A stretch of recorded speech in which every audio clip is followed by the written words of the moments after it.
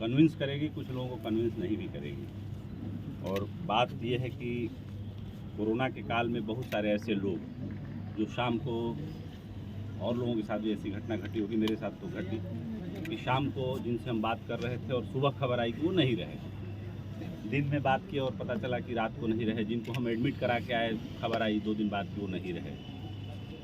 उसमें कुछ ऐसे दुर्भाग्यशाली साथी रहे जिनका बर्थडे था और बर्थडे के दिन मौत हुई। तो मैंने उस वक्त सोचा, और अभी भी आए दिन जब अपने बीच में इस तरह की घटनाएं घटती हैं, जैसे मेरे साथ जो लड़का कमल है, मेरे घर पे जो लोग आए होंगे सुनते होंगे, उसके पिताजी की तबीयत रात को ख़राब हुई और उनका ब्लड प्रेशर 240 शूट किया और वो बहुत क्रिटिकल सिचुएशन में है। सुबह मुझे पता चला, मैंने उसको तुरंत भेजा। तो जो जन्मदिन है बिल्कुल हम लोग खुशी के तौर पे मनाते हैं, लेकिन जन्मदिवस क्या है कि एक दिन का पैदा हुआ बच्चा भी मृत्यु के लिए उतना ही सक्षम और उपलब्ध है जितना आज मैं इस उम्र में हूँ, 40 पार करने के बाद।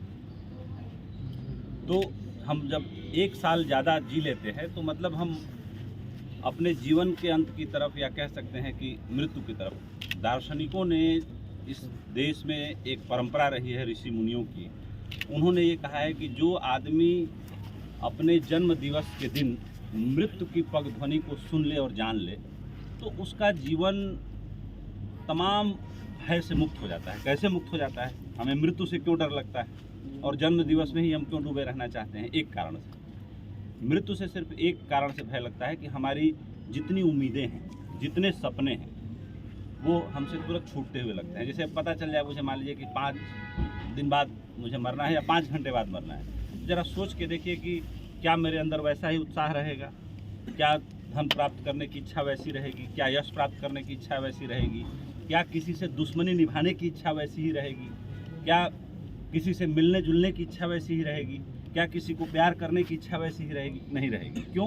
क्योंकि हमें भय ने घेर लिया है। तो बुद्ध ने कहा, जब आनंद ने उनसे पूछा कि भगवान, जीवन और मृत्यु का राज क्या है, तो बुद्ध ने मुस्कुराते हुए कहा कि भाई जो ये पल है जीवन है और जो अगला पल है वो मृत्यु है।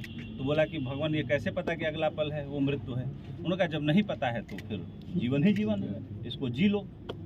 तो जाहिर सी बात है कि हमें जन्म दिवस मनाते वक्त हमेशा ये ध्यान रखना है कि आज जब बुद्ध को ज्ञान प्राप्त हुआ तो बुद्ध ने सोचा कि अब मैं गहन मौन को धारण कर लेता हूँ, और बुद्ध से जितने लोगों ने पूछा कि ईश्वर है कि नहीं है, तो बुद्ध ने उस पर मौन धारण कर लिया। कभी ईश्वर के बारे में बात ही नहीं की। महावीर ने कभी ईश्वर के बारे में बात ही नहीं की। क्यों नहीं की?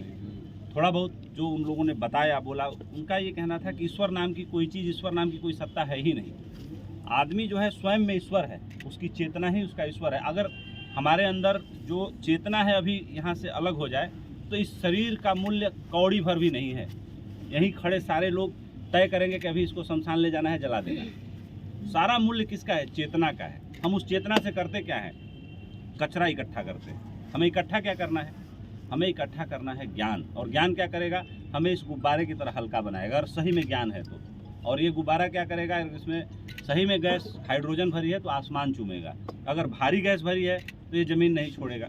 जैसे हम लोग जाने अनजाने जिद नहीं करते हैं, जिद तो बच्चा करता है और उसकी जिद बहुत अच्छी लगती है, लेकिन हम लोग भी जिद और तमाम चीज़ों से भरे हुए हैं। तो आज अपने बर्थडे के दिन मैं यही कहना चाहूँगा कि अपने को बहुत संतुलित और हल्का बनाना है। कोई तनाव, कोई आवेश, कोई आवेग, कोई उद्विग्नता मन में नहीं रखनी है। उससे अपने को ऊपर उठना है। वैसे उठना है जैसे हाइड्रोजन भरा हुआ गुब्बारा आसमान चूमता है, और वहीं किसी गुब्बारे में लिथियम, हीलियम और कोई भारी गैस भर दीजिए तो वो ज़मीन पे बैठ जाएगा। वैसे ही आदमी का चित्त जब इन तमाम देशनाओं से मुक्त होता है, इन तमाम चीज़ों से मुक्त होता है, तो वो आसमान चूमता है। फिर देखते हैं कि कोई आदमी इतना ज़्यादा कैसे ये कर ले रहा है, उसको न थकान होती है। एक कारण से वो हमारे आप जैसा ही होता है, लेकिन वो भारी नहीं होता, उसका मन और चित्त हल्का होता है। तो आज जन्मदिन के दिन आप सब लोग ऐसे ही करिए, मन और चित्त को हल्का रखिए। ज़्यादा बात नहीं करेंगे, अपने को मुक्त करिए। मुक्त करने से मेरा मतलब है कि एक कदम आगे बढ़िए। एक कदम आगे बढ़ने से मेरा मतलब दूरी नापना नहीं है। आप जो आज जानते हैं ऐसा करिए कि कल जब आप सो के जगिए तो कल तक का जो आपका ज्ञान था वो एक शब्द आगे होना चाहिए। जो आपकी माने जो आपका शब्दकोश है, वोकैबुलरी है, उसमें एक शब्द आप जोड़िए, एक कोई अच्छी आदत जोड़िए। पेंटिंग बनाने आती है तो एक नई पेंटिंग आज बना दीजिए। कुछ एक चीज़ ज़रूर जोड़िए आज, ताकि कल आज से आपका बेहतर हो, नया हो। क्योंकि हम नया करना छोड़ देते हैं, और नया करने का मतलब कोई ज़रूरी नहीं है कि कुछ बहुत बड़ा कर दें।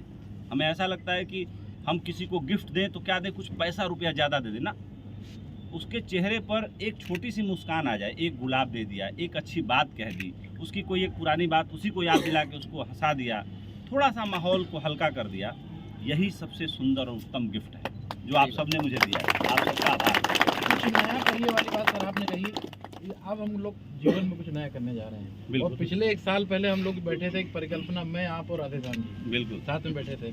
उस समय शायद मुझे नहीं लगता था कि इस तरह की स्थिति इतना भयानक रूप हो जाएगा। अब जो नया करने जा रहे हैं उसके लिए, चूंकि पूरे देश के लाखों लोग देख रहे हैं, एक बार बोलिए।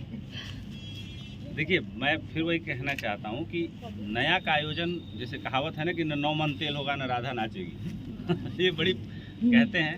तो जो नया हो रहा है वो स्वतः स्फूर्त हो रहा है।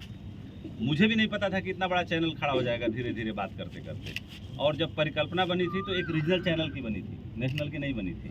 अब नेशनल नहीं, सुपर नेशनल चैनल हम लोग लॉन्च करने जा रहे हैं, और इसे और बड़ा चैनल करेंगे। 4 महीने बाद दूसरे चैनल पर हम अपनी टीम इकट्ठा कर चुके हैं। तो जब घटना होता है तो क्या होता है, प्रकृति और नेचर, देखो जो प्रकृति का सिरा हमारे आंखों से दिख रहा है वो परमात्मा का प्रकट रूप है। जो सिरा हमारी आंखों से ओझल हो गया वो परमात्मा का प्रकट रूप है। कुछ चीज़ें हमारे आंख के सामने हैं, कुछ नहीं है। जो नहीं है वो प्रकट हो जाएंगे आने वाले दिनों में। और क्या? सौरभ सर आइए, आइए सर, आइए। जल्दी सर आइए। राधे श्याम जी, क्योंकि बर्थडे में ज़्यादा वक्त नहीं लगाया जाए, इसको मैं काटता हूँ, ठीक है।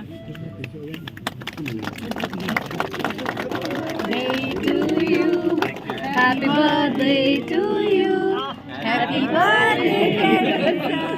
Happy birthday to you.